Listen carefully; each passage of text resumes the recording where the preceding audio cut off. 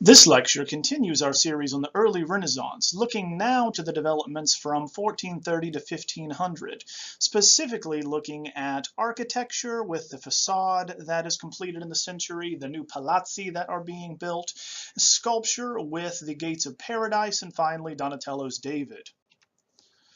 So at this time, a little recap of the Medici is necessary, for we have the original founder and the one who established the family fortune being Giovanni de' Medici, or Giovanni Vici de' Medici more specifically, who would die in 1429.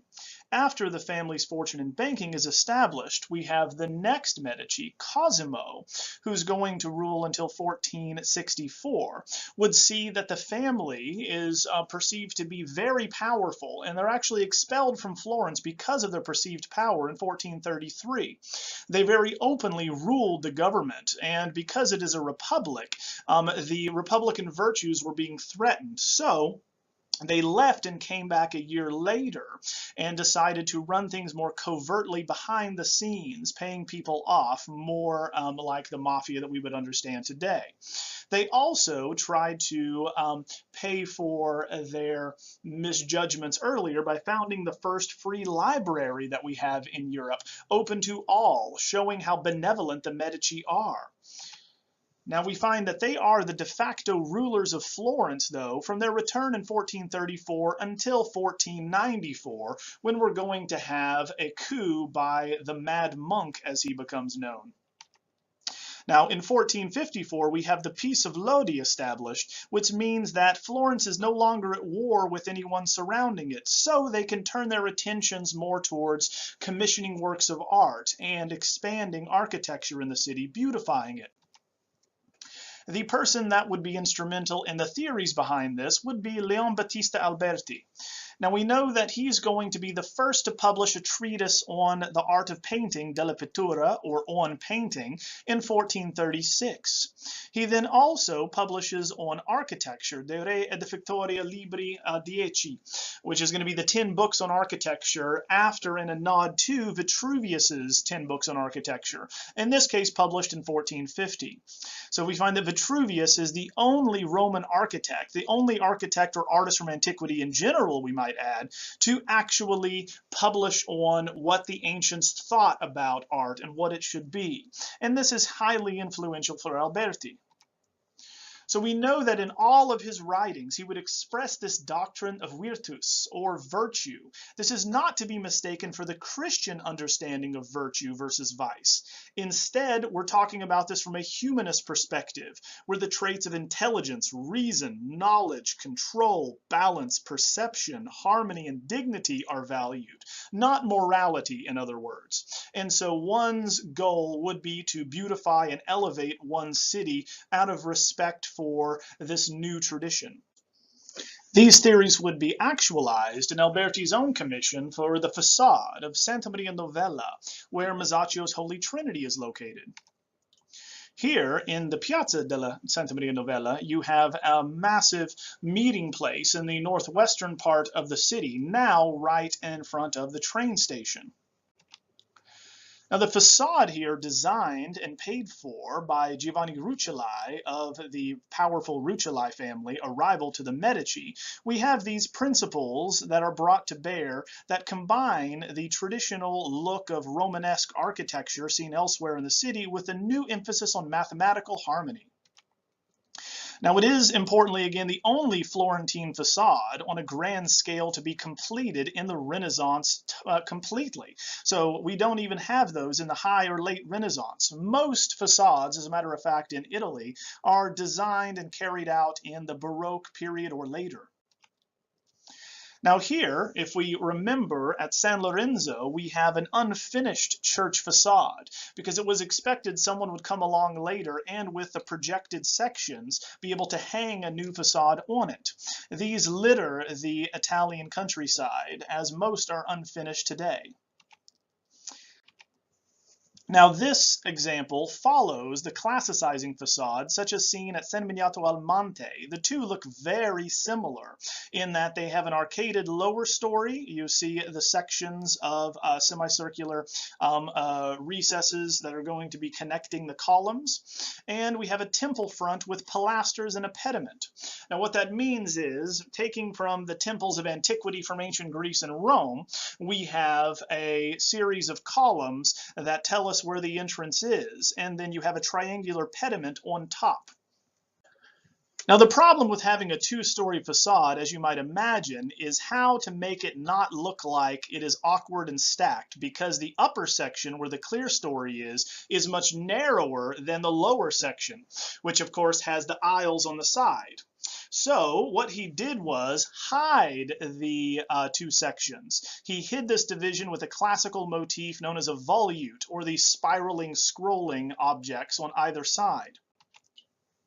Like Brunelleschi's sacristy, he also broke it into geometric ratios. So we can see that it's a 1:2 ratio when it comes to the top section and bottom section. They're the same height if we break them apart. And then we have 4 different sections moving across from the aisle, the central section, and so forth.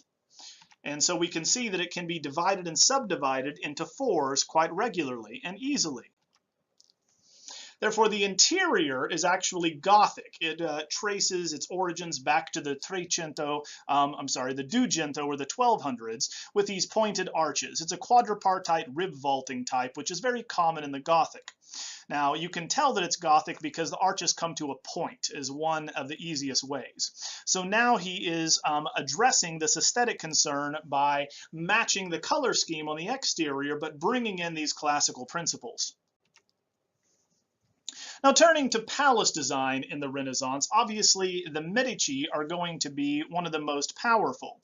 Now, here we have the Palazzo Medici Riccardi. Obviously, it was purchased by the Riccardi family after the Medici left for a larger residence.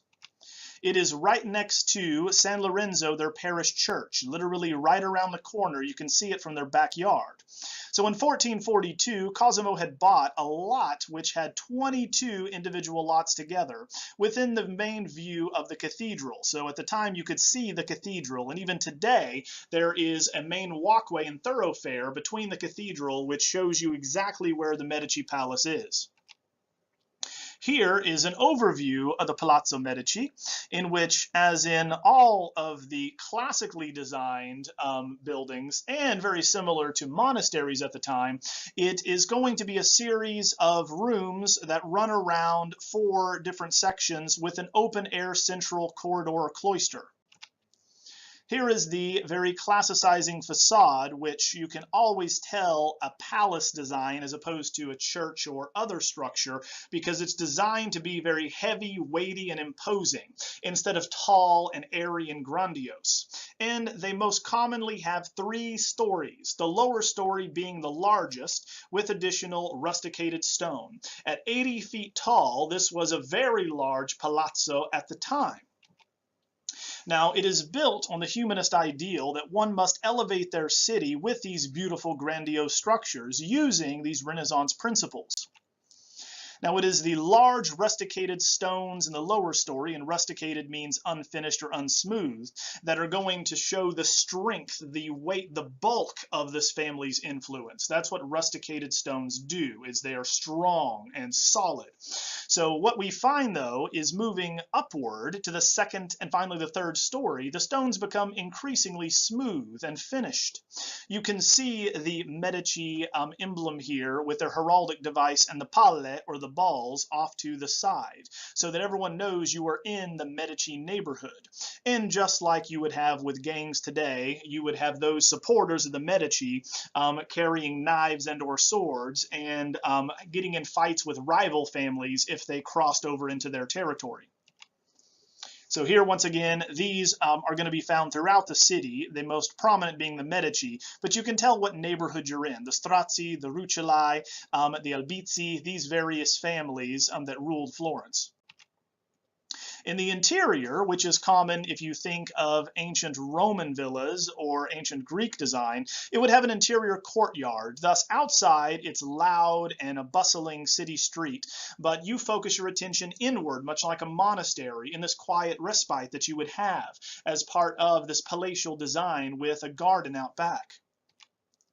Now, the cloister, as with the monastery, is designed to shut out the outside world.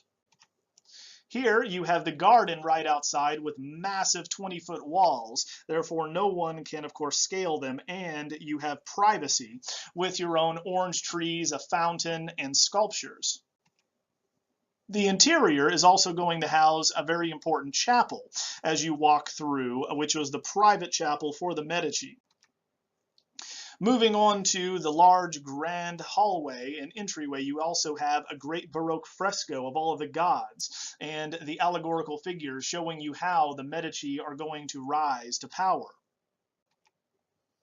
Now, turning to the new Medici residence, as it is going to be expanded on later, across the river in the Oltrarno, you have a lot more space. Just like in moving to the suburbs today, there are larger plots of land to build on, and obviously they're going to be more cheaply abundant as far as the space is concerned. You'll notice directly south of the Palazzo dei Pitti, you're going to have the Boboli Gardens, a massive series of gardens, the largest in Florence, which are going to be cultivated for the Medici dukes. Now, this is going to, when the Medici built there, spark a palace building boom. The other families couldn't be seen not to have a massive palace themselves. So the Rucellai build a palace, the Strozzi build a palace, and the Pitti build a palace, which is where this gets its name. The Pitti Palace today is really only visible in its original three-part section from the facade. It was extended out greatly by the Medici later on. You'll notice again it is a tripartite elevation, 3 stories, only this time the rusticated stone is carried out throughout each one of the stories. So here, originally designed by Luca Francelli, you're going to have originally in 1458, this original section being built. So this is the original. It is merely going to be extended later. So here is the original section that we have here. The other wings, you can tell, are extended out when you're on the interior because it is not 1 but 5 museums today. So the original 7-bay design by Luca Pitti, or for the Pitti family, was a rival of, once again, the Medici and a banker. So he boasted this would surpass the Medici's palace at 118 feet high, much larger than the 80-foot tall structure for the Medici Palazzo. Now, this retained what worked for the Medici in the power shown in rustication with massive, oversized, rusticated blocks, conveying this robust sense of power along with these different palazzi. This, of course, is based on ancient Roman villa design for emperors. On the interior, you again have a cloister and an open area. It is just much larger because, of course, it's 118 feet tall, so you must have a roughly equivalent size in the interior space as you walk around the lower level before entering a grand hallway. On the inside today, you have a museum filled with some of the greatest treasures of the Medici, and also giving you a sense of what living there would have been like. The rooms are hung in the gentleman hang style, which is much more common later in the 19th century, but still shows you the types of artwork that the Medici collected and patronized. But this is not the most important and impressive part of the Pitti Palace. Instead, it would be what the Medici expand on when they purchase it and move in, because they needed more room once they became Grand Dukes. The Boboli Gardens, of course, were going to be designed by Niccolo Tribolo and Eleonora de Toledo, are going to be very important. Not only do they show the grandeur and power of the Medici, they also house the site of the first opera. As you walk out of the back of the Medici Palace into the Boboli Gardens, which are defended by massive walls on all sides, you are greeted with a very manicured French-style garden, as opposed to an English style we'll show you in a second. The French-style gardens are very manicured and controlled. You then are going to enter into a massive arena with seats along all sides, acoustically arranged for operatic performances for the Medici Duke. Specifically, Eleanor de Toledo, the first Duchess, loved these performances, and they were for her. You'll notice that a massive obelisk is going to be in the center, along with a Roman bath, showing that the Medici are like Roman emperors. Here, looking up to the gardens, which is going to have a series of sculptures and decorative elements by various artists in the employ of the Medici, we have these terraces that move up and up and up with, of course, massive trees and shrubbery surrounding the entire location. Dotted throughout, we have fountains and smaller grottos. Specifically, one that's very popular next to the entrance is of the court dwarf, who's seated on top of a turtle, right? So once again, the notion that the universe is going to be supported by turtles was very common going back to the ancient Greeks. Here we have another one of these grottos designed by Jean Bologna, a Mannerist artist we will come to, showing you that it'd be filled with water and it would be very cool in the summer months. So you can go out here and cool down from the summer heat. Throughout the exterior, we have embellished over the centuries with modern and contemporary sculpture, but the park is massive. Moving down the sides, you have very cultivated hedgerows, places for the Medici to walk and discuss business with visiting dignitaries, as well as just impress anyone that comes to visit them.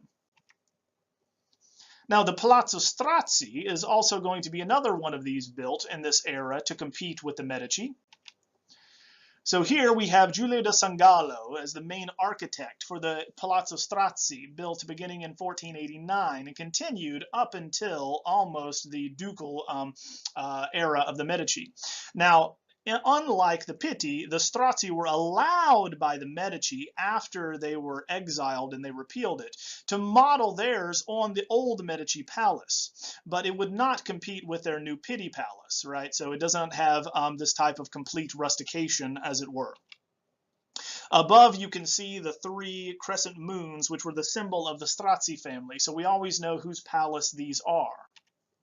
On the interior, we have the standard cloister design as in monasteries that lets in light in the central section with the rooms that are going to be surrounding it in all 4 sides. And of course, as with all palaces, it is 3 stories high, the first story being the tallest, where you would of course have carriages come in, supplies delivered, you would conduct business, and you would have the living quarters on the upper levels. Here we see it today with the 3rd level open in the first section to the elements to let in air and light.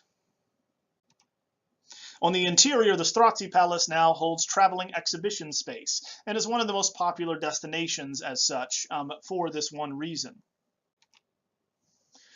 Now, turning to this notion of paradise. Paradise is known as the area between the cathedral and the baptistry, because of course you need to get baptized in order to enter the church, in order to take part in the Eucharist to go to heaven.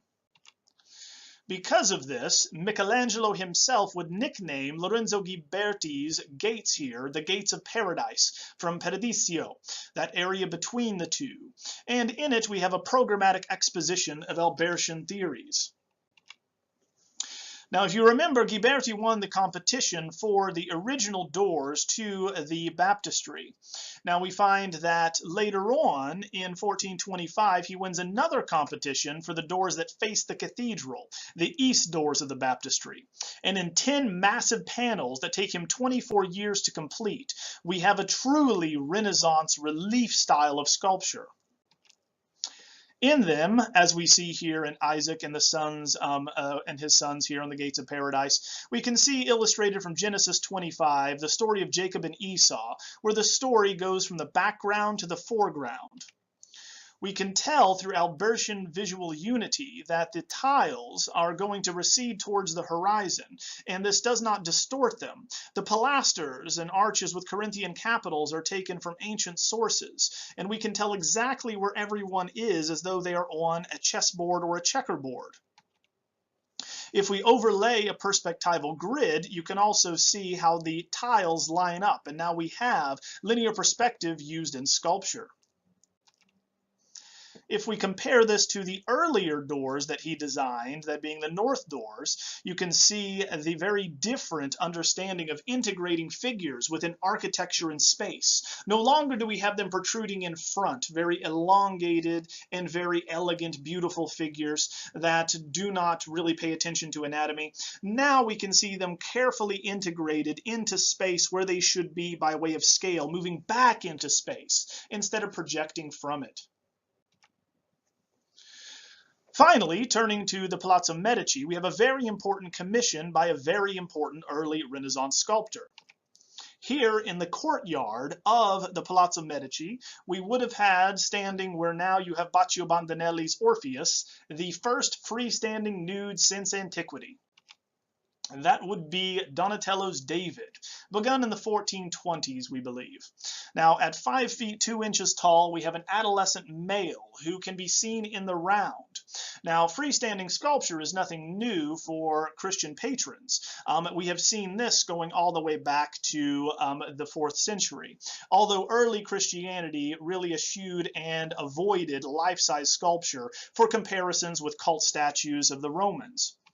Now we're going to have a biblical subject, but a nude one, we might add, taken from 1 Samuel 17, where David would take off Saul's armor, and this is the basis for his nudity, that when asked to fight Goliath, he was given all of this armor, but instead relied on his faith in God to protect him.